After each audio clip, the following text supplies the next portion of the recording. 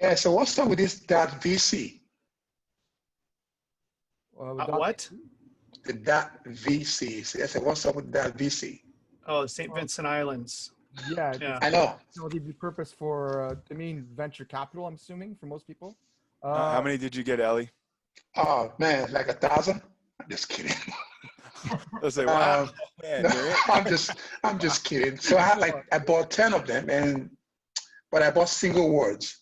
So I think with the new, I think with that VC or these extensions, it's always better to get a single word that, in a sense, is being used in that industry. So I'm talking about that. So I had like 10 of them, but against 3-4 letter word, that's actual word, and whereby it's already used like in wherever capital, wherever financial, wherever venture. So I bought 10 of them because I'm always worried about the renewal fee. $38 or $60 is a lot of money to spend. So I just got 10 of them and see what happens. Only 357 days left till renewal. That's right.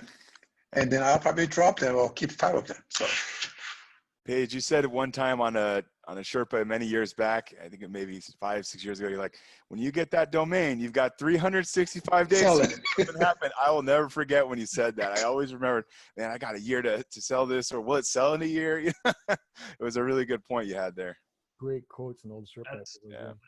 And when you don't have any new money to put to work, then you just look back in the cupboard and say, I got the number of names I own times the number of days left, and those are my assets. And like that movie, The Princess Bride, what are our assets? You know what I mean? And that's what you have. You have a free look at every domain in your portfolio, and to make it worth as much as you can. And then you have to reevaluate after that year. Is it worth the new price? And most of the time, I'm going to think not. Yeah. When I started domaining, I actually I had domains for many, many, many years before, but always with the intent of building out that never came to be, like most of us here, I'm thinking. But when I did start, it was because I saw a wave of .co domains coming to auction, and I'm assuming it was the anniversary because there was tons of one words and whatever it is. And so this is in 2016, and so they went to auction. I grabbed some at auction, this and that. Then I kind of learned, okay, well, a lot of them aren't getting picked up by other people. The best ones were, but the other ones not so much. So then, okay, I wait for closeout. That's how I learned about closeouts a little bit more. So I got some of my closeout, and then it's like I check even longer, and then like for .co, I think it's a little bit longer than .coms, but they expired, and then they became available on the quote unquote drop, and that was it. And that's my okay. At one point, it was like $8 each instead of the $24 plus whatever the auction fee was, and so yeah, it was great. And I picked up a bunch, and I think my first year domaining, I think of looking at just the domains I got that first year, I think I'm net positive even in year one because I'd gotten good .co domains and I did well with the sales. But then after the first year, you got to reevaluate. Like, okay, I get a sale at $1, so the threshold of quality that you can buy them for goes down because your average price is lower and you can sort of get more probabilities of selling a domain.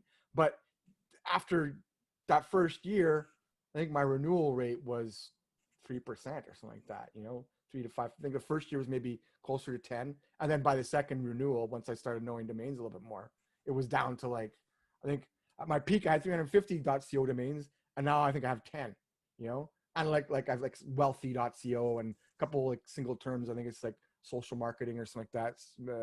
Something like that, or whatever it is, but like, solid terms that are worth something. But all the other ones I just let drop because the math no longer made sense at the $25 renewals. And that's what concerns me with the .vcs is that even at $5, my concern is that most of the domains registered aren't even worth the $5. It's just that because everyone says, oh, well, it's 6 times cheaper. Yeah, but even if you have 6 times more domains, I don't think you're still net positive with the .vcs unless you're getting, as Ellie said, like, good one-word domains that are in context. Those are good buys, maybe even at the full price. But, like we said at the start, now is the time to buy .vc names that will be bought by end users in the next year. Yeah. You shouldn't buy .vc domain names that won't be bought by end users. And then I try to throw out those little tidbits. Yeah. when I Yeah, can. but and that's my concern is you know, Look I at- wrote that article a couple of weeks ago about the it wasn't just VC, but in general, is like my concern is that most people will just get what they think is good terms. Like, well, no, you know. But first you of all- got to admit they cut the risk quite a bit by making it 5. well, they cut it by 6, right? I don't think that's enough to make most of the ones that have been picked up worthwhile. I thought it With was just enough. I thought it was with just the enough. exception. Well, it depends on which ones you get, right? Okay, if you have your experience with NGTLDs, so you have an advantage in knowing which ones have a better chance of working or not. I think the average domainer doesn't have that knowledge set, that skill set, that experience to make that same distinction. Sure. So I for don't think you, we know. I don't know if it's going to work or not. I'm just saying that the price of checking whether it's going to work or not got a lot cheaper. I didn't see which ones you got, but I'm saying is that I wouldn't count you out on making a profit on your acquisitions. But because So what did you buy, extensive sir? experience. Eh? So what did you get? I didn't get any. Really? I didn't get a single one. Yeah. Okay. Dennis, you got some? I got one. Chief.vc. Well, I like Cheese? Wow. Chief. Cheese or Yeah. chief? Oh, chief. Okay. Chief. Chief? Like Chief Capital. You Like know what fire I mean? chief. Yeah. Yeah. And you got that for did you $5? get in there? Did you I get got in that before. Now I got it. I think I paid like 20 something or $30 before I that. still like. I think that's it's not super on target with finance, but it's not far off, and it's. I think it's a good. I think that's a smart buy. You know what I mean? I think that's a. It doesn't have to. to be on target with finance. It has to be exactly. on target Good with branding. And Yes. yeah. So a good brand for a finance company, I think Chief would qualify as that. You know, it's not the core, but it's good enough that I think it would work. It's a good Yeah. name, yeah. I don't want to distract from this, and the string itself sometimes is a little loaded, but .gay, you haven't seen a lot of TLDs launching in a while, but .gay is launching shortly. Right now they're completing their sunrise period, and on September 8th they'll enter into something called EAP. That's where they have the sort of the descending auction price until it hits GA, general availability, on the 16th of September. So that's coming up in the next couple of weeks. People have energy about the string, whatever. I'm staying agnostic and I don't want to trigger anybody on that. But if you do see an opportunity in that, that is something that I did want to just share so that people are aware of it. Yeah. Well, At the end of the day, it's not that, it's not that much of a big investment. Like spending $25-30 for a domain name for a couple of years to see if it pays out or not. But a lot of the .this and .that, other than .com, they obviously are a little more difficult to sell. It almost has to be on an outreach, because I didn't know about .vc till you guys started mentioning it here. Yeah, there was on these new ones, I've been in enough of them to know, if I can give you any benefit from my experience, if you think you're going to sell them to other domainers, especially next year around the time of renewal, unless yours are better than the best other ones that other people are selling that they don't want to renew, it's going to be hard, because you think, oh, I can always get out of these next year before the renewal. But you have to remember, there's going to be a lot of people with maybe a lot better names than you have also wanting to get out of them. And anyone that's like Arif was, as a buyer of expired names on the first anniversary of a big deal, they're going to have their pick. They're going to be able to sit back and go, wanted .vc name, you know what I mean? And let everybody throw them at them. And so I'd say if you think there's no way I'm going to renew them, and you want to sell them to other domainers, you should probably do it by December or January. Yeah, That's- and don't get me wrong. I've got all my talking about these things and the article I wrote a couple weeks ago. I am definitely not against repurposed CCTLDs or NGTLDs, but it's just that people don't realize how targeted and how narrow the left of the dot, the SLDs, need to be in connection with the TLD. I wanted to finish up. I know investment. we mixed topics. I'm going to have to jump off. So I probably will think about a fantasy football league this weekend. And I know Name Pros isn't everyone's favorite place, but either through the social or in Name Pros, I may throw something out there if anyone wants to PM me or email me or something. I think it'd be fun. I enjoyed it when we did it 4 or 5 years ago. It was fun. And so anyway, I just wanted to throw it out there. Plus, I wanted to acknowledge Roman as the national champion. For those of you that watch the domainshow.com, the domainers at their desk with Roman Edmond, you'd know that. Woohoo! Roman. Nice job, Roman. Nice job, Roman. Bring home that W. Yep. What's going on with gambling in the U.S.? Is that I know it's supposed to be legalized and there's supposed to be a lot of demand on domains. Did it pass? Well, from my perspective, it's a state-to-state thing, right, Arif? Yep. But there was an umbrella law against it federally, which I think got dissolved. Is that it? So now it's. I believe so. Right. Yeah. So now there's a rollout to lobby various states in order to kind of push it through, and based on, I guess, the piggy banks of various states, there are more and more folks that are opening up things. So like even in DC, they've started having areas such as the Capital One where the Wizards play. Now you can go there and actually make wagers or what have you. I passed by there the other day. There was like 500 people outside waiting to make those wagers. And so more and more states are becoming open to that whole thing, just like I would imagine cannabis. So these are specific domain names in your mind, if you're thinking that may be helpful down the road if you have those particular ones, or if you're thinking about hand registering some. These are things to think about as well, for sure. Even if the laws that prohibit it, it's just too much to regulate. The online, I know, like where I'm in California, whether it's legal or not, people are still going to do it. It's easy to do online. It's easy to evade the law with Venmo, with PayPal, with this and with that. Nobody knows. I mean, how are you going to sit there and regulate it? It's impossible. There's not enough. There's not enough cops around to do something like that. I guess. I mean, What's crazy about fantasy football, though, once they moved to daily fantasy and once they moved to wagering on daily fantasy, and that's what brought legalized gambling on football mainstream. You know what I mean? It was never mainstream before, and all of a sudden DraftKings is worth $25 billion. Because I can't legally bet, well, except in some states, yada, yada, yada. I can't legally bet on the Titans to beat the Ravens this weekend, but I can legally challenge Roman to a heads-up matchup of one player against another player, or my team against his team, and get all the juice and action I want, and it's amazing that a little hobby and a thing I used to do for fun 25 years ago is now this $50 billion business, and really saved the NFL, got people watching.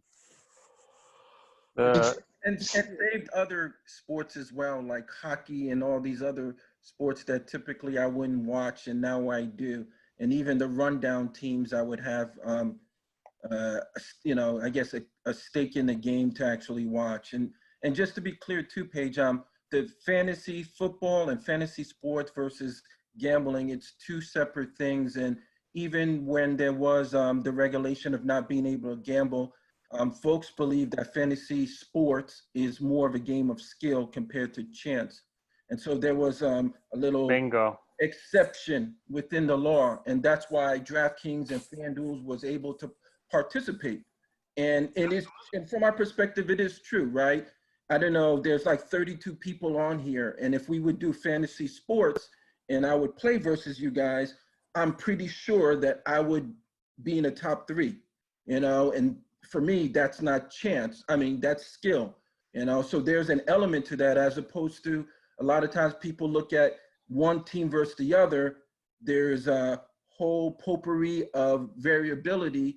And so that is more of a game of chance. And so there's been a back and forth debate, but those were the two things that separated. And then FanDuel and DraftKings started with fantasy football and the fantasy sports, and now they have accepted the wagering piece too. So now they have two umbrellas, and now they went public and that whole nine, but then now they're taking the wagering element as well. You know, just a little history for you guys as well.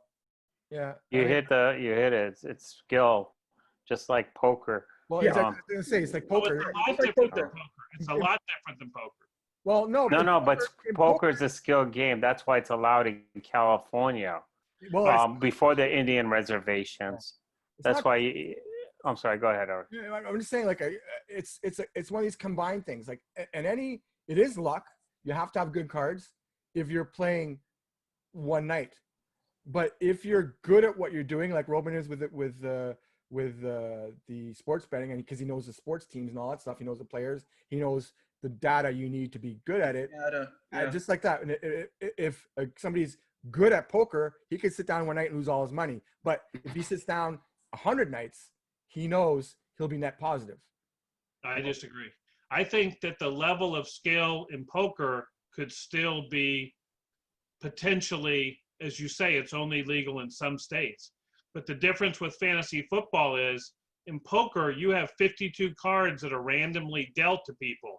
In fantasy football, there's 123 players and you pick 12. So, I mean, it's like picking only certain cards out of the deck to make your hand with.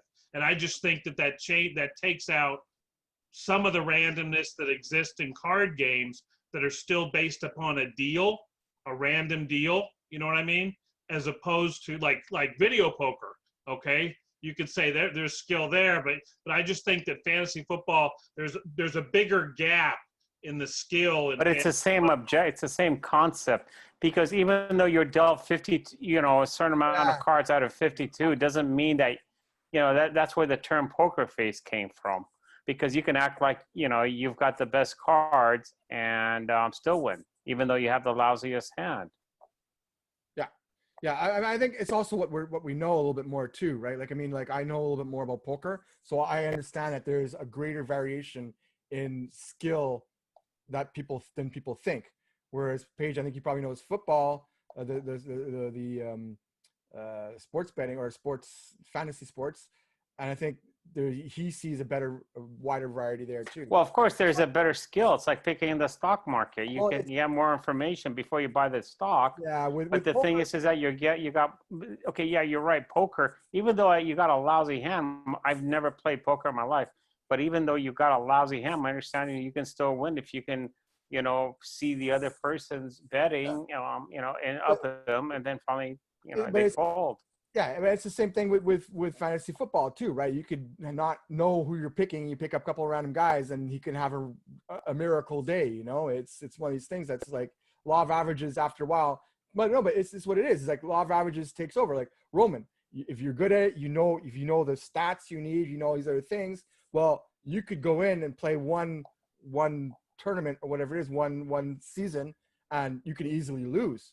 But if you play 100 of them, with that knowledge and experience and knowing the data, you will be net positive. You know that in more than 50% of them, you will finish in the top 40, let's say, instead of the average person, which will be 50. You know what I mean? So it's small things, but it's like with domain investing. It's small numbers can make a big difference. Like when you know the probability of sell of your portfolio, you're kind of guessing, but at the same time, with more knowledge, the more your gut instinct is a little bit more accurate. With the domains, you'll never be 100% accurate, right? Because like we're still talking the difference between 1% and 2% and 3% sell-through rates. So even in the best situation, you're talking that like 97% of your domains won't sell in a given year. So but the difference between 1% and 3% doesn't seem like is a lot when you're selling, but on the opposite side, the difference between 97%, 99% from the casual observer doesn't seem like much, but it's so important.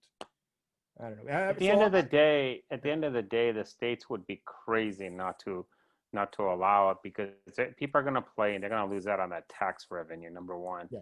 And number two is if you got a great domain name, you know, you go for it, but it's not going to be that cheap to set up, you know, a portal. You're going to need a lot of money to set up a portal, start your own gambling. Yeah. Never mind the permits, never mind the licenses you're going to need. I wasn't bringing this up for that. It was more of a question of knowing. I know. Sold any gambling domains lately? Like in the last year, has anybody sold any gambling domains? LasVegasBargain.com. I sold 888gambler.com. What was it? 888gambler. 888gambler.com. That's a good one. Actually, I just got a recent offer, but it was like a $20 offer on Gamble. That's a good domain name, huh? Yeah, it's a shame because it went to liquidate. It sold for like $80. I sold Las Vegas Bargain for $250, and it was funny. We were sitting at a restaurant. I got it. I got the offer, and I figured, okay, we're sitting at a restaurant here. I'll just pay for this food. But the food was about $150 more than what I sold it for. I'd like to put a couple of domains out there. Now go for it, Adam. Yeah, just while we've got a few people on the line here, we've got 30 people still on. So I own a couple of domains, and one of them is bank loan, and the other one is bankloans.nl. So NL being the Netherlands, as you know. Now that's, I didn't. Oh, okay, sure. So it is the Netherlands, and I just want to know what people's. I mean, it's registered in 40 bank loan and bank loans is registered in 46 different CLDs, and so I just wonder where do I sell that? Where do I pitch it? What do I do with that? Banks in Netherlands. Netherlands. Bank in that. Look, what is the chances? Sales. Sorry. Because CEDO is what I. My first thoughts were CEDO because it's mainly European, but I've had them listed at Dan and CEDO. I think I've had it up there for about 7 months. Not even one inquiry at a really low price, and I've had it listed for a few $100s, I'm sure. But I thought it would have had more traction. I've had it for a while, so I didn't buy it correctly like after Michael's course. I bought it before Michael's course, so. But yeah, anyway, I'm just curious. With the extension count and that domain, is that which ones are relevant, and is .nl relevant? Because .nl is just below .de, right? It's next in line in terms of population count. Well, as a TLD, yes, but with respect to your domain, like first of all, what's the population of the Netherlands? Actually, I don't even know that to answer that question. About 10 million.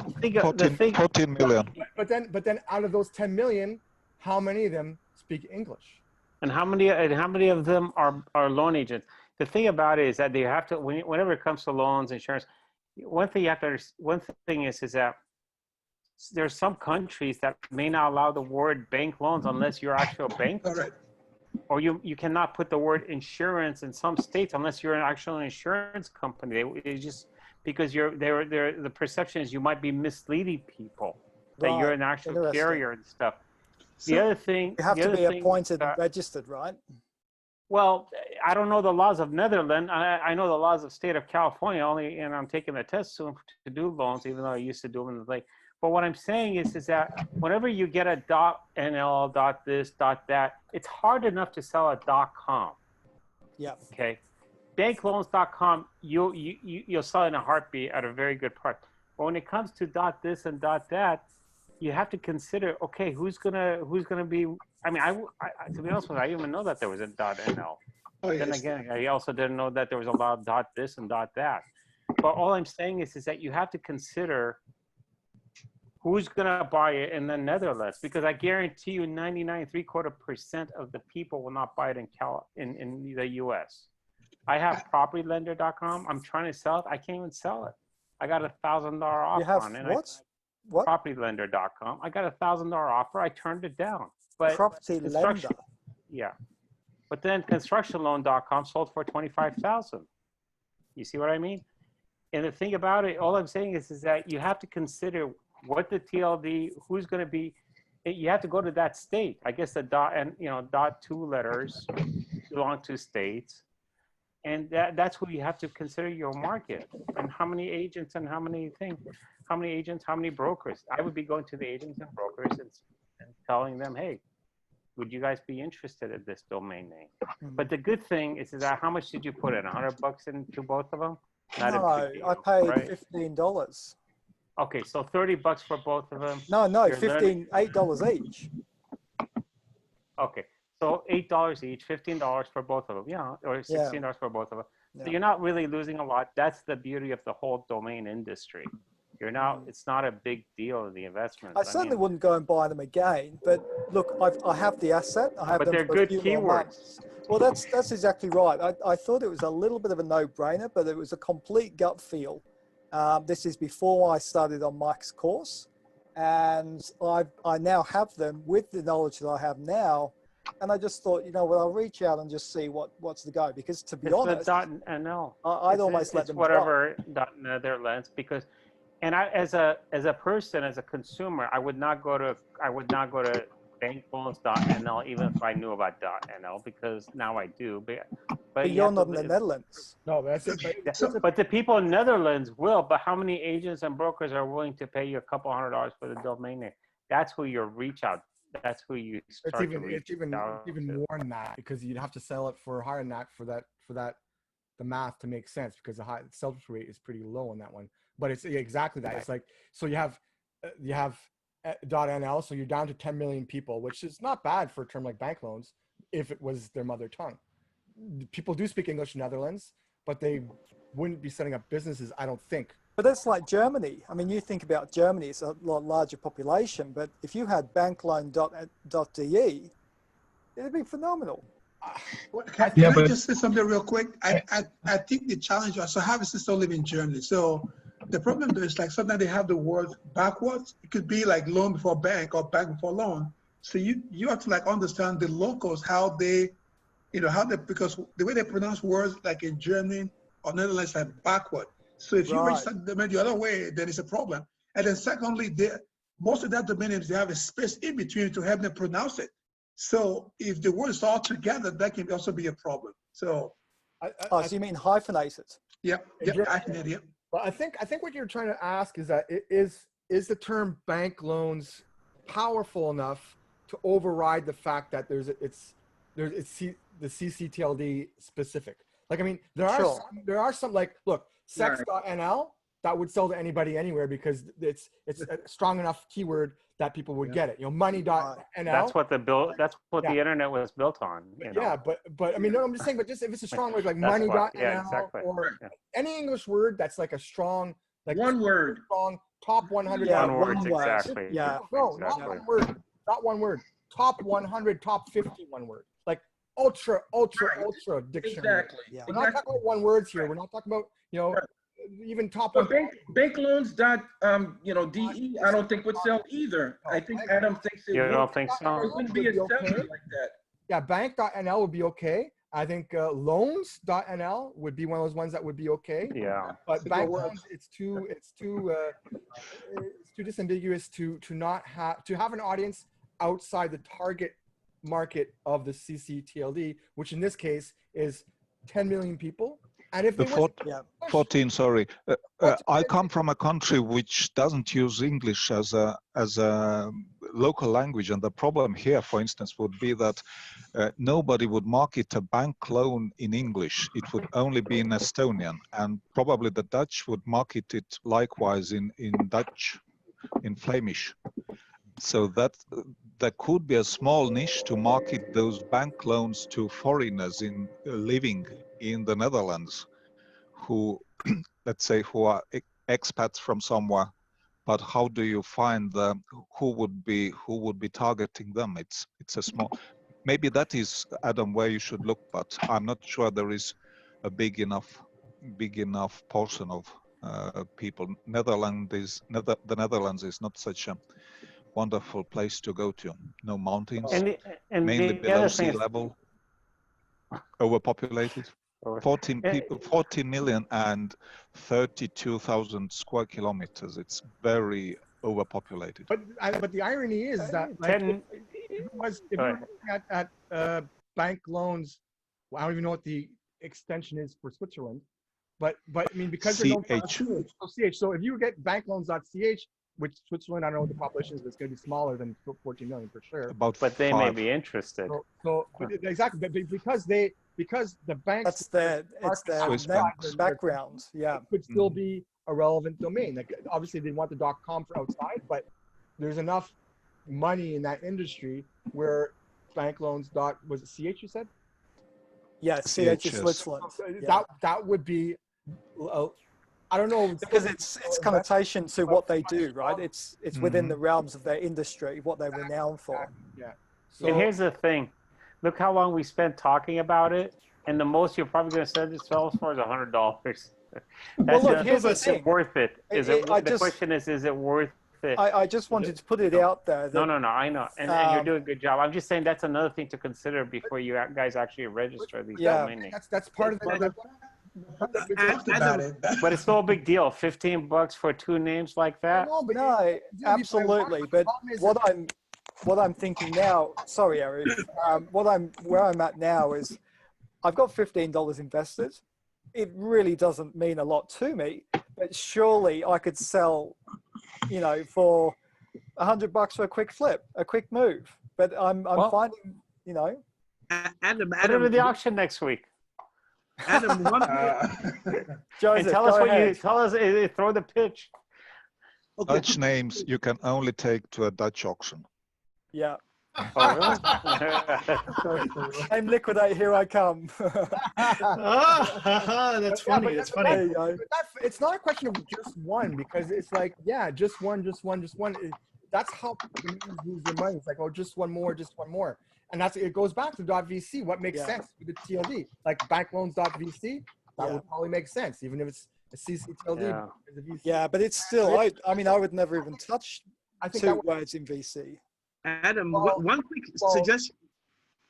One quick suggestion to you though is I just did a quick search and I put in Dutch domain brokers and domain brokers Netherlands, and I found like over about 12 different pages. Some of the links didn't really lead anywhere, but some are like Facebook pages. So it might be worth it. Just check that out, and you might be able to get in touch with the broker. That might. There you go.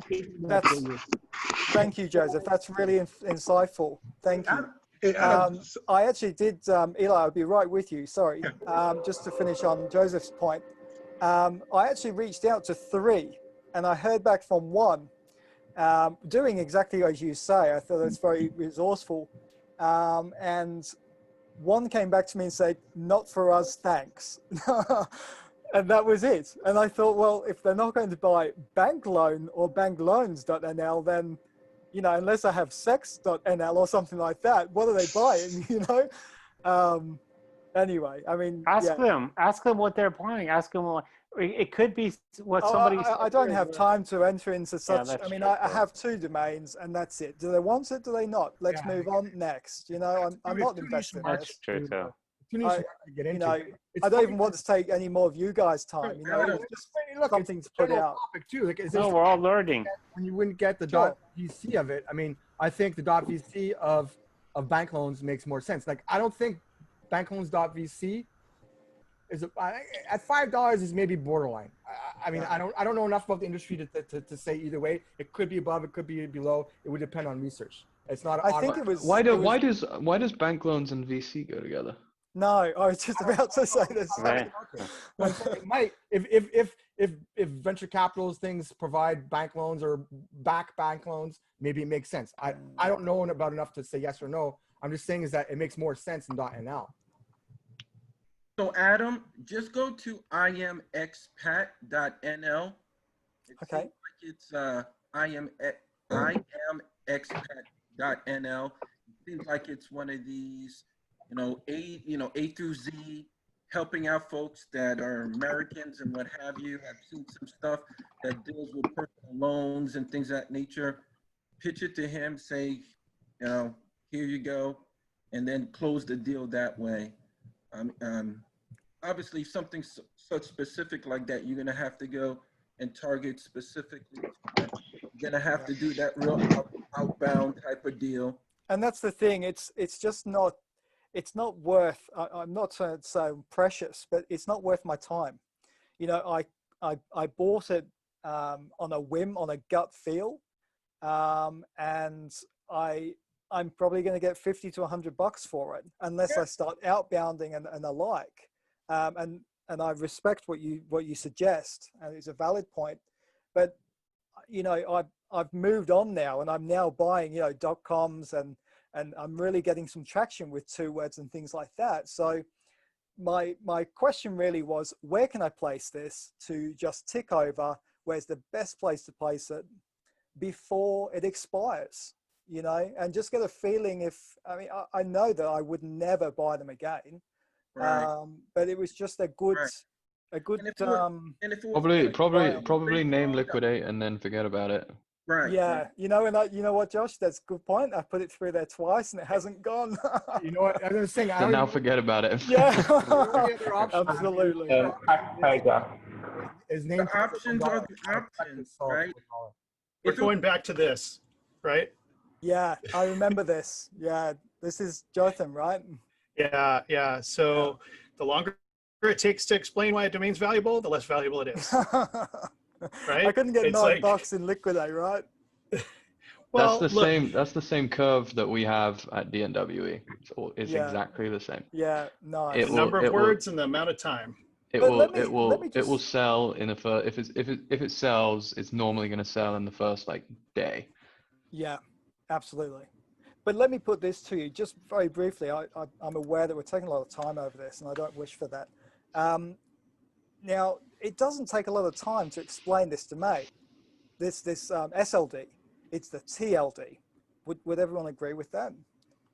You know, that the SLD is phenomenal. I mean, maybe not in plural, perhaps, but the TLD is the thing that needs to be explained. Would I be right in thinking so? My friends, it's not a hard domain to understand, surely. Yeah, so my friends who run TLDs will choke me for saying this, but I think what you're saying is true of .com, but not necessarily. Mileage varies when you are not either in the local norm for URLs, right, or com, and that varies. But you know, what I think is really valuable about all the time we've taken on this is that the string and the next part, they're tied together. They are tied together. In the case of this string, you've heard a lot that the language not being Dutch does play a role in that, because it's kind of like seeing opinion names, I think, for us in the United States. You know, like, why was this valuable to this Chinese buyer? You know, there's no connection between the two. I put into the chat, just as another sort of a takeaway, I don't know if people scroll through it, but some ccTLDs have the same code in ISO 3166 that's tied to the language codes in ISO 639. So like DE is German, but it's also DE is Germany. And similarly, NL is Dutch and NL is Netherlands, the country.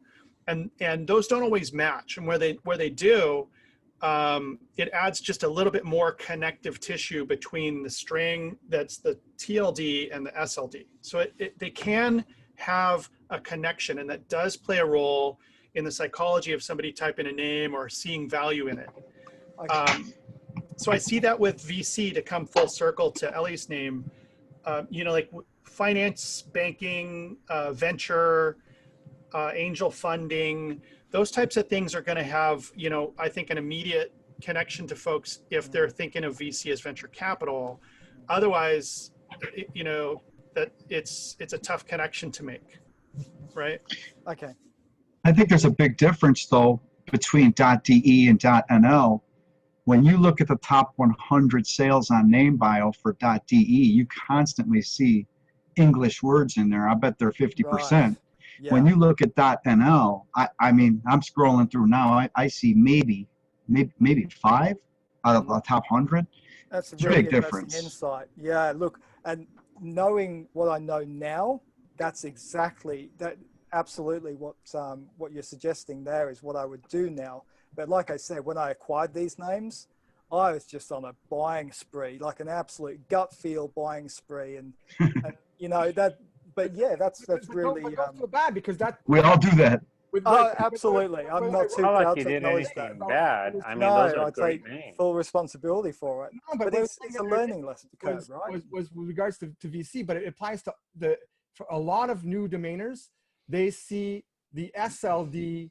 Oh, it's a really good one. Like, you know, bank loans. Of course, it's a great domain. It's got a keyword with tons of numbers behind it, right? 100%. And then they just kind of, well, because they know they can't get bankloans.com, they'll get this other one for $10. And you slide so far down that it's not even in magnitude.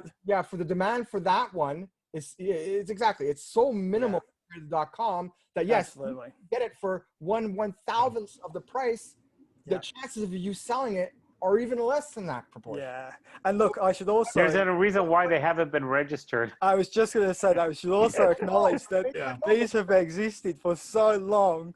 I'm the little guy that comes on and goes, you know what? All these domain guys know nothing. I got this. And every now and then, congratulations. Every now and then, and that one sale will trigger a wholesale and all kinds of other stuff.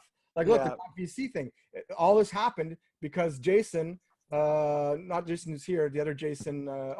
Jason Shepard. Yeah, he sold 2 .vcs for $5K in 24 hours. Yeah, and then the whole hype came out, and then .vc took advantage and did the sale, and so now there's people buying all kinds of stuff that don't even make sense. Like, I mean, look, even for me, I thought bank loans would be okay, but Josh knows the industry, right? He used to be in loans before, and he says not even that one would be good.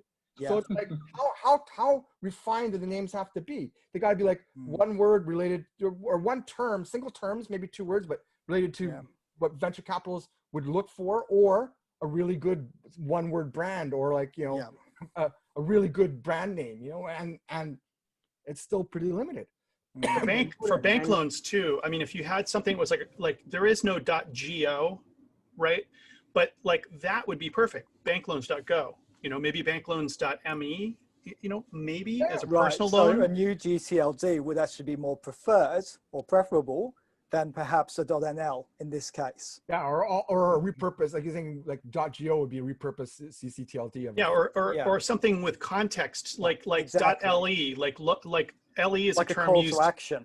Yeah, well, LE is like loan estimate or something like that. So it would be like, okay, that makes sense. I'm going to get a loan estimate. You know, if it has some nexus. It would make I mean, more you assume I've never even heard of LE. It would make more sense. But that's the thing. Like, look, when I started, that's what I did. There is no .le, right? Like, I mean, there's a reason why I don't have my 350 anymore. Why'd you mention it? No, because I got these long 2-word. They look like cool terms. They had tons of stats behind them, like tons and tons and tons of numbers on SBot spat out. But now I know, no, these domains will never sell because .cos, they gotta be short and sweet. You know, yes, they can be 2 words, but they have to be 2 targeted words that make a single term. Right. You know, and not to say, and there is not to say anybody would do this, God forbid, but like in the 90s, one of the biggest things was they'd buy like, you know, a couple of 100 acres worth of land, subdivided it into like 50,000 pieces, start creating their own valuations, fake sales to fake corporations, and then start getting their start using those fake sales, start getting their relatives, their to actually sell now at the real prices based on the fake sales, and screw a lot of people. Unfortunately, I know this happened to people. I know this, and literally a piece of worthless land, they paid $50,000 for it. And I remember it was a relative of mine came up, and because I'm a real estate broker, came up and asked me, Albert, give me all the sales and who's buying it. So not only did we do that, but we also looked into the corporations. Corporations were owned by the people who subdivided the damn land.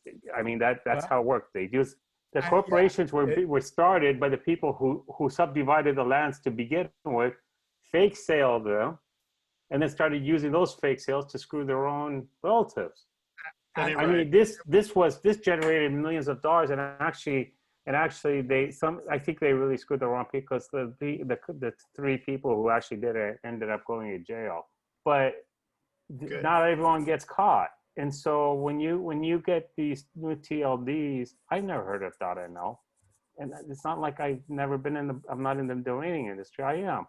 But the thing is that you also have to be careful on those things too. You know, they've been around for 30 years though. Yeah. And, you know, in the case of the Netherlands, I know the people who run it, they're amazing, you know, really above board people. So awareness is the challenge. You're missing my point. No, you're missing my point. I'm saying, I didn't mean .nl. I didn't mean it. I'm just saying in general, there could be something like that. And I didn't mean NL or anything like that. I think I'd like to. I didn't take it. I'm just talking in general. There's so many dot this and dot that. And just to generate some, you know, I heard wine.club sold for 6 figures. I mean, that's true. It did, yeah. But but it's never been used. How could it have sold for 6 figures? Oh, never used. You don't have never used. Out of the, okay, that's fishy. Jonathan, how did it sell for 6 figures and never used? Which dummy bought it? That's not. That happens all the time. This happens on most. It happens like all the time. Well, it was at the NamesCon auction. You know, it was at the NamesCon auction. But I don't think seriously it sold. Just because it sold, it doesn't mean the transaction went through. So I saw the CEO of .club see it sell, and it just sold just above the reserve price. They were hoping that it would sell for quite a lot more. You cannot fake the look he had on his face over just abject, just frustration that it went for that little. That's what I heard. So you can't, I mean, and I literally witnessed this happen, like just the blood drained out of his face. He was so frustrated with that. I don't think you could fake that, you know, so. I'm not saying they did anything illegal. I'm just saying, or anything wrong. I'm just saying it was never used. And so you have to start questioning some of these things. I swear to God, I don't know if you guys remember this. I got an email and I wish I saved it. Welcome2018.com sold for what? $20,000? Wow. Okay, so check this out. So X. This is on name bio. Okay, but look, let's just take it back one level, Albert, because you don't even have to go to the real estate industry to make comparisons to domains with that. For sure, it happens with domains. Like in any industry where there's money, for sure there's going to be fraud. For sure, there's going to be. And I'm not saying that there is. I'm just saying. Not for sure, not all of them. Like I mean, we can. That's what I'm saying. It's wrong for us to put single examples because we'll never know any single one sale. But to say there's no fraud in the domain industry is wrong. You know, like there's tons of articles on Name Pros of potential fraud and fake sales, probably for that very reason, because people want to push a need. I'm not saying .club, .wine, and sell. I'm just saying, I'm questioning why it was never used. Who has $100,000 to throw away? I think the one thing that's interesting here is you make your own.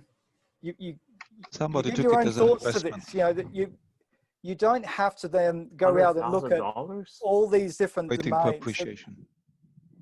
What I'm saying is, like you're mentioning, you know, this wine.club selling for 100,000 or whatever. What I'm saying is whether it which is was or a not, legitimate sale. I mean, I'm not saying it wasn't legitimate, but hear what me I'm out. saying Now, is that what I'm saying is that there's a lot of questions being asked now. Go ahead. What I'm saying is, if that is the case, so be it. Luck on him. Good on him. Whether it's a fake sale, maybe you don't know that, but I never said that. No. No, but what I'm saying to it is, it shouldn't be for us to now run out and react to that sale. You know, all of a sudden, just because that name may be sold for that price, doesn't mean that that's you know, showing that there's a demand in the market for that new GTLD. Perhaps it's just someone's gotten lucky. Someone's made a good sale. If we want to use the credentials and find another new GTLD that might match. Yeah, but also on the flip side, it's also that there was a specific buyer who had a unique situation where he can extract value from the domain. So yeah, like I mean, like if you and I started a wine club, we probably wouldn't have the infrastructure or the knowledge or whatever it is to make, you know, enough money back to make it worth $100,000. But the wine industry is a big industry with a lot of money, and it's not somebody who bought it for 100,000 can make money from it, and it could have been a wise investment. Yeah, and it's a very clear end user The new GTLD as well. Like it's a great, my opinion, it's a great end user. But again, going back to a you broader, probably wouldn't find 5 more of those. Albert isn't entirely wrong in that there are sometimes some sales that don't have that exclamation, where it's like, right, there's no person on this planet exactly who can extract enough value for that sale to make sense. But even then, you have to realize that some people just have money to spend. They have an idea. The beauty is in the eye of the beholder. It doesn't have to be a real idea, right? So like you can have let's say wine club wasn't sold already. So I could go, oh, wine's a big industry, this and that. I can have money in my pocket. I go, oh, we can do a wine club sell monthly wine per month by shipping, whatever it is. And my mind is worth, it's worth $25 million. So I'll pay $250,000 for the domain. Now, whether that's reality or not, well, if I have $250,000 in my pocket to spend on an idea, there are some domain sales that are like that, right? It's just dumb luck. You get that was my other thing, because wineclub.com was, and I guess it still is available for sale. And I guess wine.club is sold, or they're going to start using it as a website now. But wineclub.com was available for sale. And then wine.club sells for 100,000 or 6 figures. And that was 5 years ago. Yeah, but I think what Josh was trying to say before though was that there are tons of sales that we don't see. Yeah. And there are tons of and if we took all those into perspective, well, wine.club would start to make a little bit more sense. Yeah. But when you base it on what we don't see, you're right. It's like, well, who would spend $100,000 for .club when they can get, probably what's a better domain today, and likely we'll never know. For that's it. But we all do it. Every one of us has 100 to 1,000 domains. I've spent way too much money on domains that are doing absolutely nothing. Right now, I'm on DN Journal. I typed in the top 5 sales this year: OA.com, 151.com, Palace.com, Kick, and Results.com. 3 of those are doing nothing. So you got 60% of the top 5 sales that are doing nothing. Those are guys with pockets that are 10 times deeper than mine. They're doing the same thing I'm doing with my $10,000, $5,000, $1,000 domains. Nothing. Vito is right. Were those all .coms? Yes. .coms, I believe.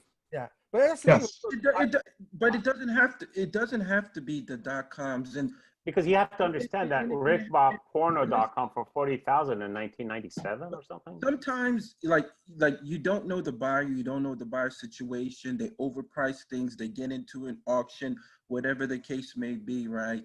I know during my first visit here with the domain several years ago, for whatever reason, I purchased travel.agency. Thought it was great for 10 grand. Didn't do anything with it. And I liquidated it for like 2 or 3 to a domainer. Travel.agency. I thought it made sense. Travel agency. It does. Yeah. It does. It's a good one. It does. I thought it was great, but probably paid too much for it or whatever. But you know what I mean? Like, and my money is little compared to other folks, and you get carried away, or you have a vision that doesn't work out. I did not, I didn't build anything. And so if you would have went to my site for 6 months, 7 months, nothing would have been there. So you can have that same perspective, just like Vito said, like we do it for smaller ones. This was more than a smaller one for me. It kind of hurt me a bit, but. So I wouldn't be here. My wife would have shot me. It just happens, So most of those bids and purchases are legit. You need a bulletproof vest.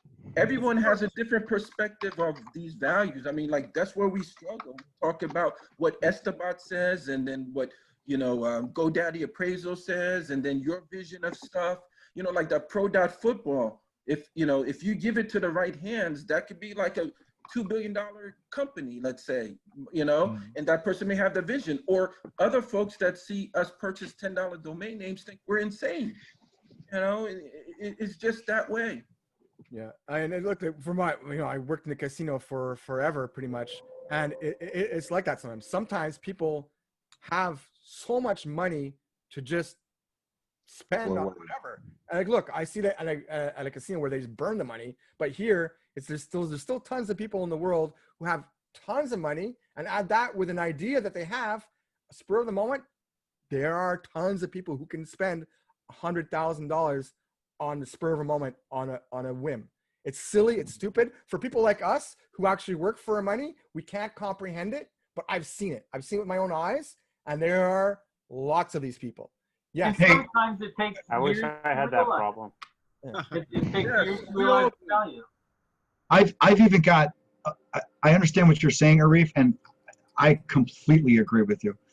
But you're saying people that can throw that money around like we throw 20 bucks around. Yes, but I even have, there's stories like, I've got a friend who bought the domain video.games. A lot of people disputed who bought it, if it was a bullshit sale.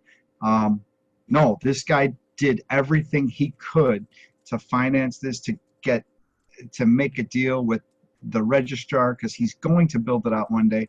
This is 3, 4, 5 years ago now, and it's still sitting dormant. But this is this guy's passion. $183K to hopefully one day build this out and have the biggest video game site online. Was it the right thing? We can debate that all day long. I don't know. You don't know until he's done. But I'm sure that happens to many of us. Like Roman is a fantasy football guru. He should spend, if he spent $200,000 on fantasy.football, it would make sense to me. If I bought it for $2,000, it would be, a little crazy. But it's all of our different, what we're all into as our hobby, as our work, like the cognitive automation. Who would have ever sold that for $300,000 except for Joseph, who knows all about that. Mm-hmm. But I mean, there's so many sales out there that are so high that we're all saying, that sounds like bullshit, but it's really not. We know so many stories of true sales and people aren't doing anything with them. I wish that's another thing. I'd love to have a social one day and just talk about maybe trying to develop some of these. I've got way too many ideas sitting in my portfolio. There's always time and money for that. But that's the thing, because you guys watched the recent Sherpas a few times. You'll hear Drew Rosner saying, what the industry really needs is standard value. And I don't think it will ever get that, because the optimum value of your domain name is to the dreamer, right? You want that dreamer who has a pocket, and yes, obviously you'd like to see them out, right? But that's not the optimum. Optimum value is somebody who has a vision, which is beyond the realistic value of what it is. And there are tons of sales like that. Like, look, I think half of the domainers in the industry bought domains with the intention of doing something one day, whether they had the skills or not, whether that was a realistic sort of goal or a dreamer role. I think at least I know I did. I did have a website, a pretty big one for a while, but we're talking 20 years ago, right? So, but that's what got me into the domain industry. And I think most of us, that's what it is, that we often will overpay because we dream up an end usage for a particular domain, that the reality is that, well, is there a real market for that? Will somebody else have that same dream as us? Probably not. But in the case where it's yes, well, then you buy the domain. And in the case where it's no, you don't. But the problem is that we're still in our fantasy, so we often pull the trigger and buy a domain when we shouldn't, or at least at a certain price point when we shouldn't, And so, I mean, it's those dreamers that have so much money where we'll see these names that don't make sense. Every now and then there'll be one that doesn't make sense, but has ended up being justified because of knowledge we don't know. Like Joseph Stell, 2 weeks ago. To me and you, we don't know that industry, so it made no sense. But after you hear him, you see his interview, and he explains, okay, cognitive automation, how how much money is behind that, and how the end user can extract value from being the defining company authority with the domain name of that industry. Well, yeah, it makes sense because they were in a position to leverage that domain into having more value than any of us could perceive it having. But it happens, most of the time it's just a dream. It never comes to be. But a lot of these domain sales that are like super high, it's because somebody had a dream, right? And it's just, hopefully it'll buy our domains a little bit more. Yeah. I was I was very fortunate to connect with a company that had that dream.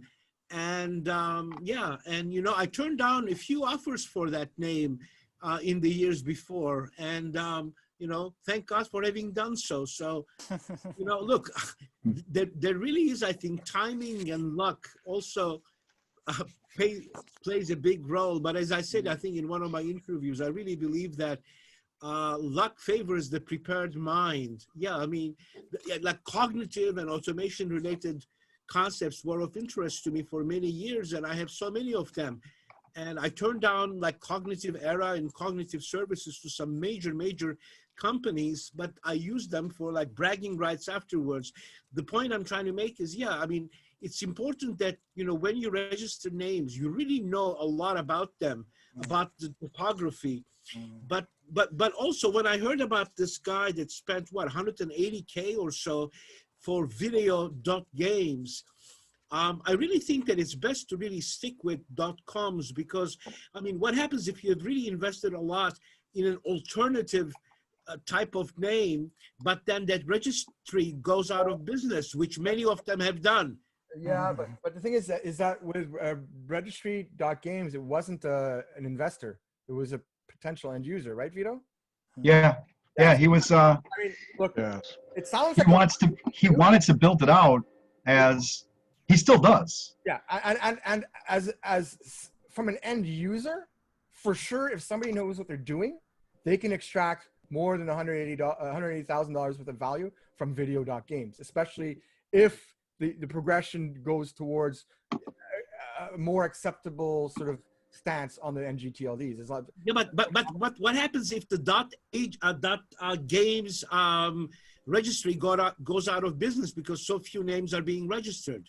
There are some fail safes, I think, with Jonathan would probably know this. I think there are someone would take over, wouldn't they? Well, yeah, somebody could take over. I think wouldn't necessarily be automatic, but there'd have to be enough registrations for it to make sense. Okay, so can you repeat the question? Okay. I am something. Let's say .games, the owner, the registry of .games goes out of business. What happens to the domains? Yeah, so the ICANN's got something called EBRO, which is Emergency Backend Registry Operator is the acronym. And so that would kick in. But I think well before that, you would probably see some form of a private transaction. Yeah. So we're talking theoretically here. So let's say a worse one, which is the one I never understood. The only one I heard of that I never understood, which I don't even remember right now. I think it was also .games, but it was the Spanish one. What was the one that Frank Schilling got from his? Oh, Wago. Wago. Spanish. It was like so target. Like, what was he thinking? I don't know. You know, but I mean, so let's say it's a registrar that has, let's say, 100 registrations, right? So it doesn't make sense to operate from a financial level. What would happen to those domains? Would they just get dissolved when the registry stopped paying their fees, or would those domains get safeguarded into like a grandfathered sort of to a company that kind of has a contract with them, or you know? That's a great question. Typically, they're given some form of, end of life. I mean, I can give you an example. This isn't a GTLD, but this is a CCTLD. So there's a CCTLD for the Soviet Union, which doesn't exist anymore. You know, and so there's .su, and it's they've very much alive. Well, .su domains will still function, but the .su, they were told that they have to, shut it down. I think it's called. And it's been, it's a fight back and forth. It's a funny chess move to watch this happen. So that they were ultimately told that they need to come up with their timetable on expiring the names and handing it over and turning the string back over to the IANA. So they came up with a 50-year transition plan. Wow. So they said, here's our plan. It'll be 50 years. But you know what? That's what they said about Hong Kong with 99 years. It's forever, but it wasn't forever, right? So, I mean, 50 years, it sounds like a long time, but it's something that's going to happen eventually. It's not like a... Sure. I mean, in theory... I think Hong Kong was a land lease, which is maximum 99 years. Well, in the UK now, they've got 999. Oh. in London. Yeah. You can get leaseholds for 999 years. Yeah, but that's been that way for a long time. Yeah, it's 99.999. Yeah, all these forever registrations. No, I'm kind of against 3 them, nines. because in theory, like as much as we all hate to hear this, we don't own any domain.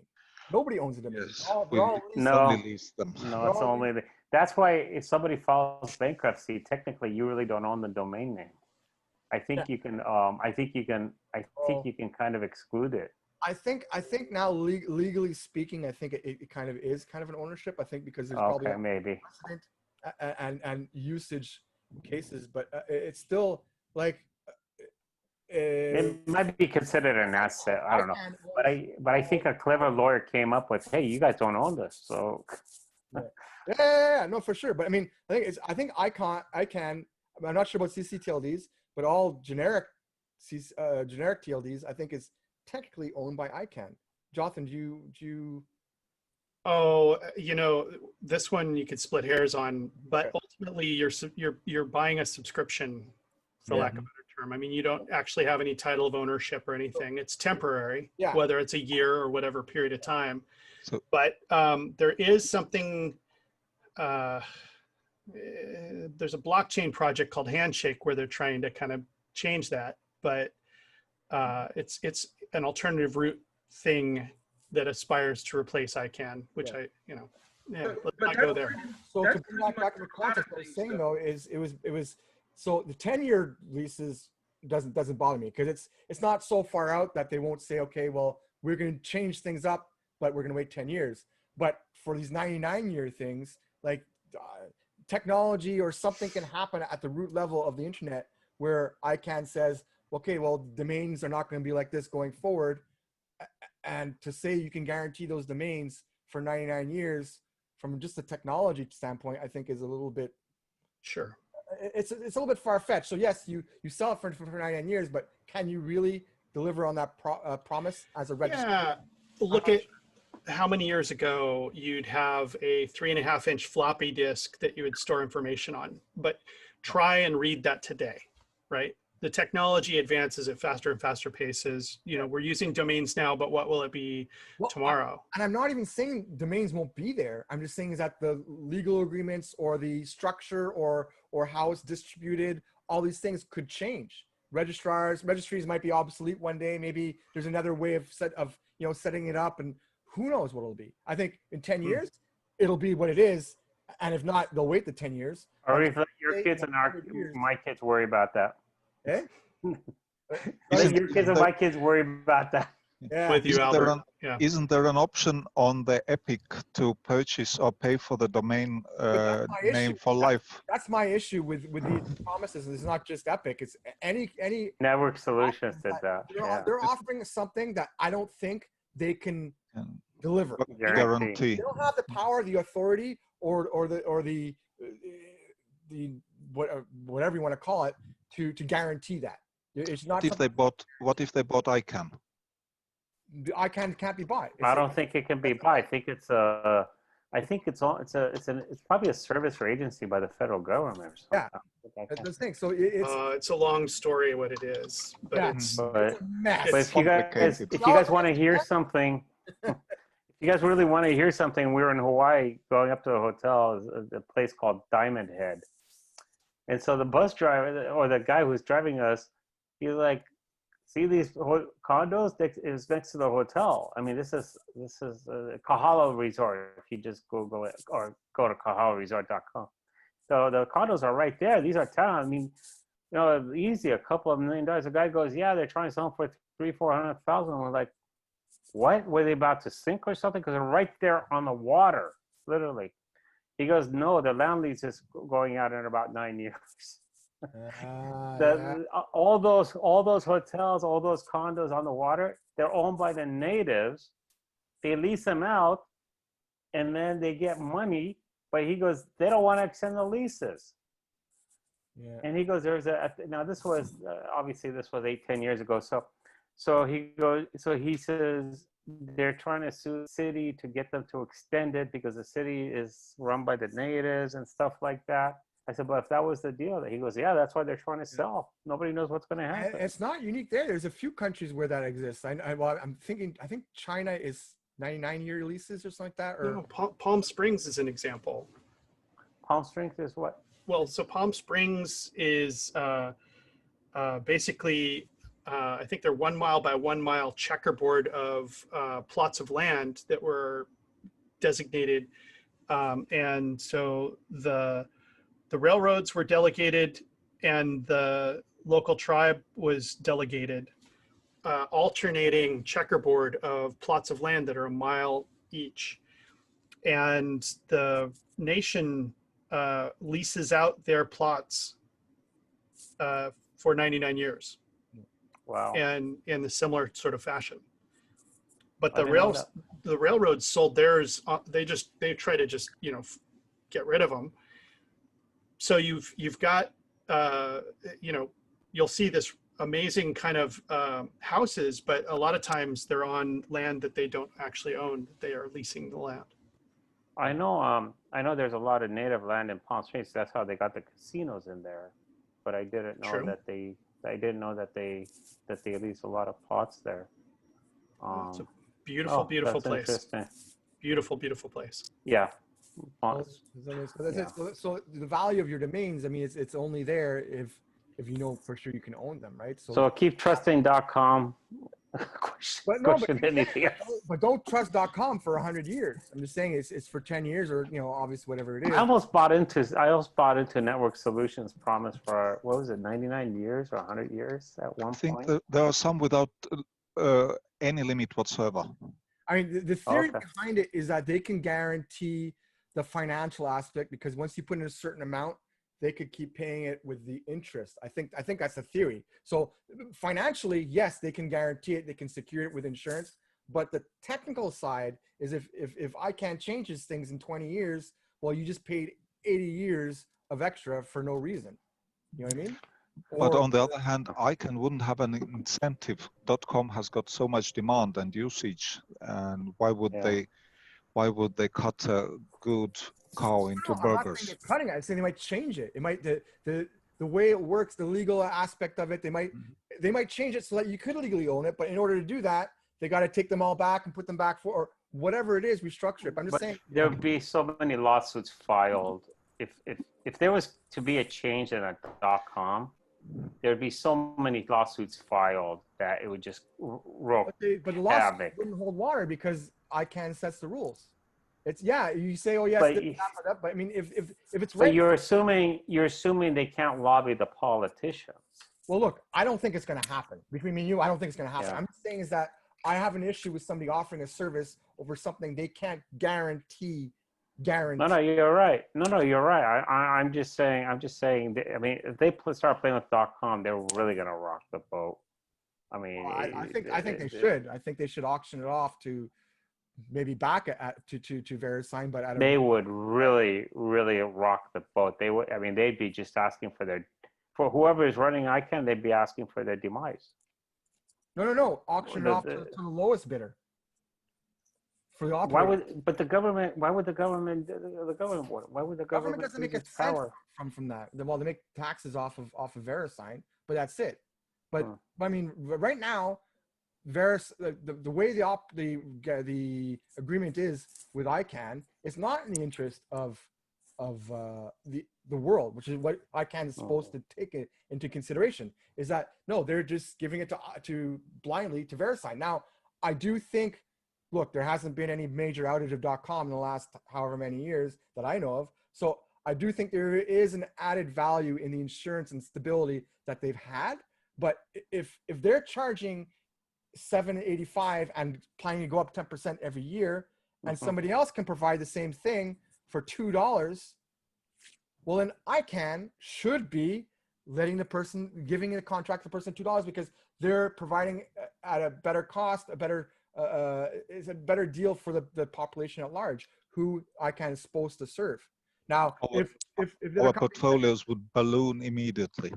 Well, that would happen, but it's just, in theory, it's not for domainers, right? It's for these mom and pop stores here and there, yes. Especially in third world countries where, the difference between $8 and in 3 years, $11 makes a difference to them. Mm-hmm.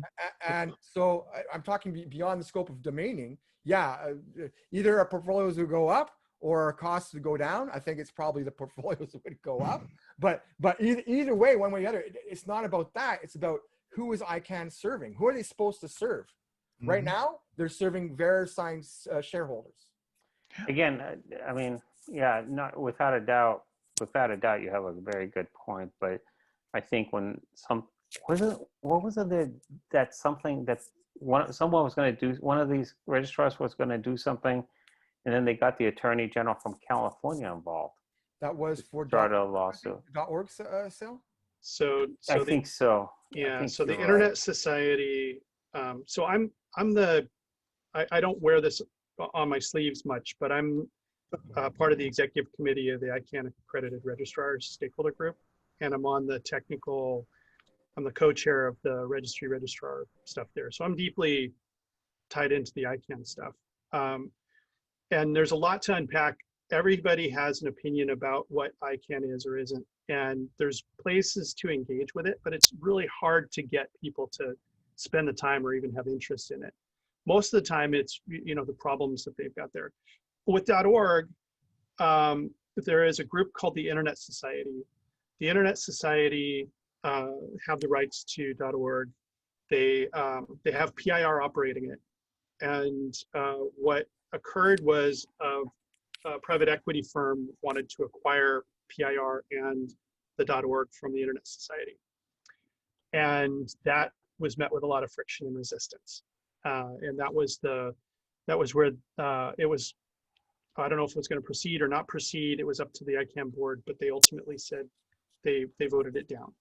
And yes, the Attorney General of the state of California got involved because ICANN, even though it's international, multi-stakeholder, multinational, they're registered as a not-for-profit in California. And so ultimately it was the Attorney General that had dominion. The reason that he went for it was that particular Attorney General has it out for people who are leveraging not-for-profits in a way that are not that are not necessarily nonprofit. So that was a perfect storm of planets lining up. But ultimately, you're right, absolutely, Albert. It got blocked because the California Attorney General intervened, and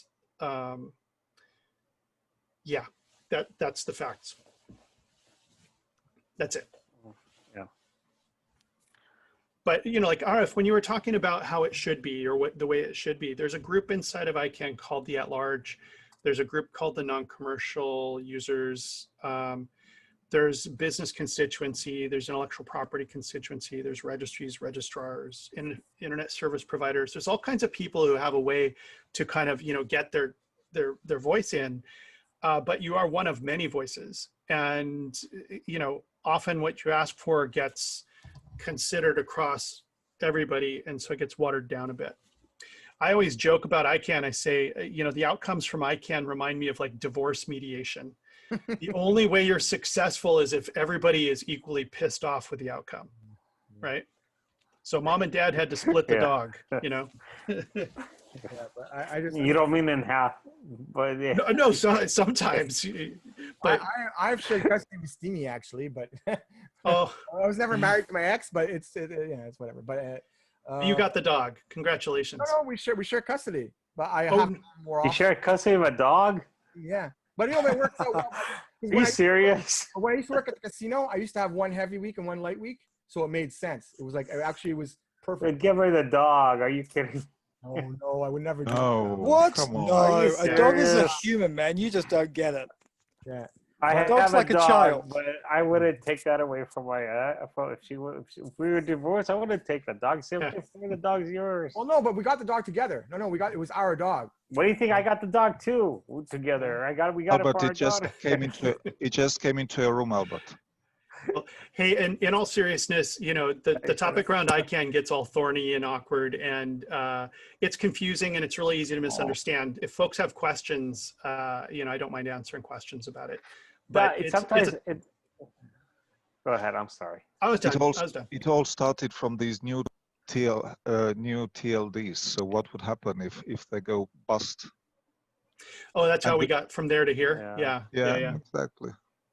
Sometimes they probably keep it complicated so enough people don't get involved. They just say, oh, it's too complicated. Yeah, it's a lot of bureaucratic thing. You know, I have a saying that you would think that one person is smart and two people is smarter and three people is even smarter. But it's been my experience that the more people you add, sometimes the less intelligent things get. Well, you have a lot of exceptions to that, but look at the world today. I mean, look. I mean, I don't want to get into the whole riots and whatever it is and protests, whatever it is. But I mean, you have 10 people protesting, you'll never have a riot. But then after you get a certain point, the crowd mentality takes over. And I'm not going to get into whatever reason it is, but it's, you know, at a certain point, crowd mentality instigates every people do other things. And I think I worked in the casino I worked at wasn't just a private casino, it was a government casino. So it was like super bureaucracy. And I see exactly what Jonathan is talking about all the time, because nobody wants to risk being wrong. So everyone just, you know, either wants the status quo so they're not to rock the boat, not to get in trouble. And also at the same time is that, okay, at a certain point, well, if everyone has all these ideas, how do you compromise? You often compromise out the efficiency. You know, one person wants this, one person wants that, one person wants this. I mean, in my mind, I look at ICANN, I go, well, yeah, give .com to the lowest bidder. But there's other factors involved, you know, like stability, security, reliability, all these things. So it's not quite that easy. So then how do you? There's nothing wrong. There's nothing wrong with keeping it. You know, so it's I don't know. I mean, there's nothing wrong with keeping the status quo if you know it doesn't get out of control. Well, I mean, not necessarily. No, I mean, domain names used to be free, then $100, then $35. Now they're $10, $15, depending where you go. That the reasoning for ICANN being there, among other many technical aspects, which Jocelyn does, is to offer the internet, access to the internet with the least resistance possible to the world. That should be well, that's a government's goal. No, that's what ICANN is. ICANN is a government institution. Yeah. It's supposed to represent the whole world. And by access, money is access, right? So if your costs go up, well, then you're restricting. How can your costs go up if you haven't done anything more than what you're doing now? How can your costs go up other than salaries? To be honest with you. But what I'm saying is that I'm not talking about specific electricity. I'm saying theoretically. Well, they're not providing servers. I mean, they're not doing anything. It's the internet. Verisign does do the servers. They do the whole. What their cost is pennies on the dollar of what they make. Yeah, that's what I meant. Yeah. Yeah. So, but I'm saying what they provide the role of ICANN should be to make sure that the domains of the world are available to the world as easily and as easily as possible. So, which means on a technical side, yes, they shouldn't be overcomplicated, and also on a financial side, whereas they shouldn't be higher at cost than they need to be. Now, that's a role of a government agency. You're not supposed to make money off the public. But they don't. Is that they contracted out to Verisign for some reason for X number of times with no limit and no competition, which is what they should have done. They should open up competition. I mean, that's you know, I don't have a problem with that as long as things are kept reasonable.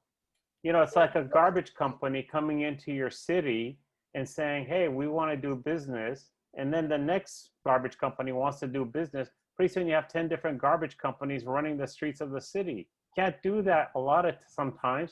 So the city says, okay, bring in the bids. But that's what I'm saying, is that right now, the current bid for .com is, it's the $780-ish per year at wholesale price with 10% increments coming up starting next year. Whereas the cost is so low that there's other companies saying we can do the same thing for $2 or for $3.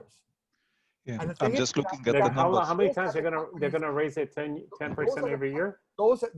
Starting next year. It was supposed to be this year because of COVID. But the whole thing is, I was saying is that these other companies, obviously you have to look at them and see how reliable they can be, because you need to have 99.999% uptime for .com, right? If you're gonna do that. So there is a value there in what Verisign's done and the history of their stability. There is a premium that should be paid to them. But is it a premium that is the difference between $8 and $2?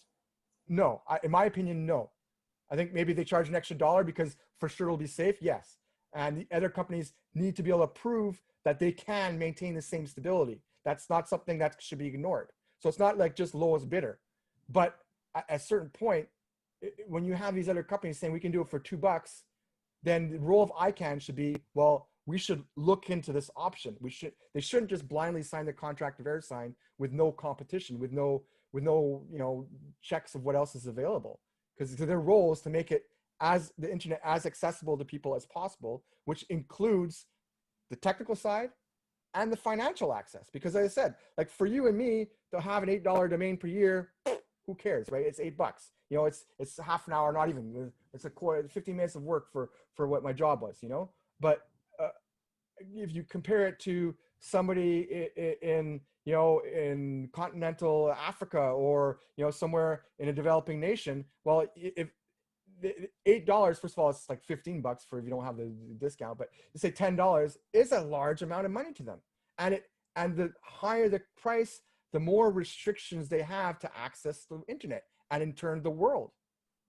So it's only going to be for people who can afford it. But that's what I'm saying is that the ICANN 10% is a lot of money on each year. The role of ICANN should be to make sure it's accessible to as many people as possible. Now, if it means that at $8 and Verisign is the only one who technically do it, if that's really true, well then fine, give it to them at $8. But they need to explore the other options. That should be something there. You shouldn't just blindly sign it away. And now on top of that, for every 6 years, 4 of the 6 years, Verisign has the right to increase the prices by 10%. Are they going to though? They passed it off this year because the timing when they had to do the warning was right at the same time COVID started to explode. So they just, it would have looked horrible for them, but they've made their intentions clear that going forward they will. So next year, the wholesale price of .coms will go up 10%, which means the retail price will go up. So GoDaddy will be charging, instead of $8.50 with their discount club, it'll be $9.60 or whatever. No, it'll be $9.40. $9.20. Pardon me? It's $9.20, I think. That's how much I pay now. But I'm talking about what GoDaddy will charge, because right now GoDaddy charges me $8.50 per year, right? Because they make a little markup. They mark up 75 cents. So next year it'll be like $9.50, and the year after that $10.50. But isn't that what we pay? I pay $9.75. Depends how many domains you have. Yeah. I'm with who is. I was saying right now, if you're paying $10 per domain, next year this time, or in a month it'll be $11. And the year after that it'll be $12 and 10 cents. And the year after that it'll be $13 and 21 cents or whatever it is, something like that. But you know what I mean. And it'll go up exponentially. Well, but it'll go up 10% based on the previous year every time. And then they've already signed the contract with Verisign for the following 6 years, where they have the same rights to do it. Is that an option, or is that an option? 4 times. Well, Verisign has the right to increase the price 4 out of 6 years for every contract. So right now we're in the 3rd year. They didn't do the first one because the timing where they have to give people 6 months of notice, and that 6 months was like end of March or something like that. So that was right as COVID was exploding. So they didn't, because they would just look like it would have been really, really bad. So they go, this year we're gonna delay it, but next year they're gonna do it, and they've already made their intentions clear. Right, and the contract has a presumptive renewal clause. It's like an option or something. Well, I think it's presumptive, but I think it's already set for the next one. So for the final 3 or 4 years of this one, it's set. I think the next one's already set. But as Jonathan said, unless something changes, they have it indefinitely. Every 6 years, we'll always renew. So, and every 6 years, they'll have the right to increase prices compounded 10% 4 times, which is what, 45%, something like that. So every 6 years, the price of .com will go up 45% or 50%, whatever it is. It doesn't sound like much, But in 15 years, No, it's on 50 or compounding. It 40 is. It adds up. yeah, It's we're gonna- compounding. yeah. So, and why? The cost of technology is going down. So that's what I'm saying is like, why are there no checks in place at ICANN to say, okay, we should not be giving this freely? Like I said, We need to contact the California Attorney General again. Yeah, well, there was a push that was done. I don't know whoever came up with it, but I mean, if ultimately, if if Verisign is really the only one who could do it at that level of quality, and they can give justification to their price increases, then I'm the first one to say, okay, well, that's what it is. But they aren't even checking. They aren't looking elsewhere. They're not putting out bids, that include technical checks and all these other things. It's just, to me, it's I don't know.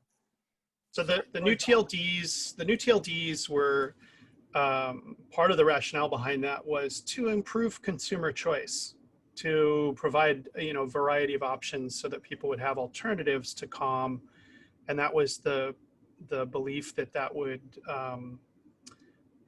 give people other options. What the net result was that just like people have fear-based reactions to things, folks fall back to what's familiar or comfortable.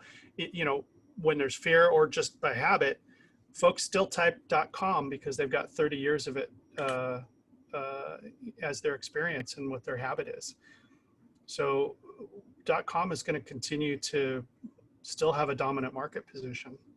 Yeah. I think that's part of the argument some people have. And again, this is perspective, right? There's some people who say that there is no potential competition to .com. And other people say, well, yeah, the NGTLDs in 20 years will be so well known that it will be a viable alternative. So whether it will or it won't, the answer to the question is that today they're not, right? Today, .com has not just a premium in value, but a premium of accessibility, because if you have a .com web address, people are more likely to go to you. People are more likely to not misdirect their emails to you. Your presence on the internet is stronger by a significant margin because you're operating on .com as opposed to almost anything else, with the exception of CCTLDs in certain countries. But that's that's because also they've had 25 years of establishing sort of their mark. Whereas I think you have to give a little time to see if the market will embrace or how they'll embrace these new TLDs. I try to give them a little bit of a chance because, you can't judge how good an athlete's going to do on their 5th birthday. Like Michael Jordan, if you tested him out when he was 5, hard to say if you would have seen all of his potential. Yeah. Now, is that an appropriate thing to say? I don't know. I mean, it's a good marketing buzzword. No, but I personally think that there is a future for NGTLDs. The question is that how far into the future do we have to get for them to be worthwhile generically? It's a while. And today, the value of .com is significantly more. But the greater argument, getting back to what I was talking about, is there is no justification anyways to increase the prices on .com. Like I don't see it. There's it boggles my mind. hard to say there ever has been, but yet it still happens. So, the thing to prepare for now, and this is, I don't know, nobody's going to like this, and I don't like it myself because I have a large portfolio, is that if you renew now, you renew at today's renewal price and you extend a year. And so if and when a 10% increase comes, that's a 10% savings by doing that earlier. Yeah. Well, I think I prefer to have the cash now, Yeah. I mean, and like, look, I don't think anybody is in this industry to make 10% a year. I think the goal is to make more than that. I think that's the one thing of that we're all dreamers as domainers, is that that 10% we want to keep in our pocket today to buy more domains. But it's not the end of the world either. I mean, not the end of the world. I very strongly disagree with increases, but we'll still get 6 months notice. So you will, with 1 month to go, you will be able to pad your expiration dates and buy them at the current price. It's just that I don't understand why it's being allowed without any further investigation into how prices could be made cheaper and more accessible to others. again, I'm speaking not as a domainer, but as just for people in general on the internet who, who are in places where $10 a year isn't as attainable as it is for some of us who live in, in better. It's good that you think globally like that. I think that's an important consideration. But anyhow, so on that note, I think a couple of people mentioned they want to mention some stuff at the non-recorded level. So we're not going to stop here, but I will stop the recording here.